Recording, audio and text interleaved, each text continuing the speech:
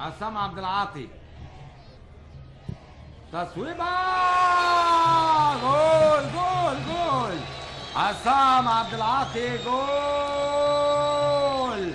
واول اهداف هذا اللقاء بقول لحضراتكم عصام عبد العاطي جوه الجول في الدقيقه 35 من الشوط الاول. عصام عبد العاطي يطلق العنان للقدم اليسرى بصاروخ على شمال نادر سعد، ما يقدرش يعمل لها حاجه، وتسكن الزاويه اليسرى ومعلنا عن هدف اول لصالح النادي المصري. رايح كده يحضن الكابتن طلعت يوسف، ليه معزه خاصه ووضع خاص مع عصام عبد العاطي بعد استغناء اتحاد الشرطه. لسه ما زال حسام حسن بجوار الكابتن طلعت يوسف بعد احساسه بالخطوره، ممكن يغير فكره ورايه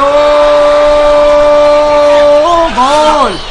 لسه بقول لحضراتكم لسه ما لحقتش اكمل، ممكن الكابتن طلعت يوسف يغير فكره ورايه، وفعلا محمد فيليكس جوه الجول وهدف التعادل للانتاج الحربي في الدقيقه 38 من الشوط الثاني، وضربه راس رائعه من محمد فيليكس جوه الجول.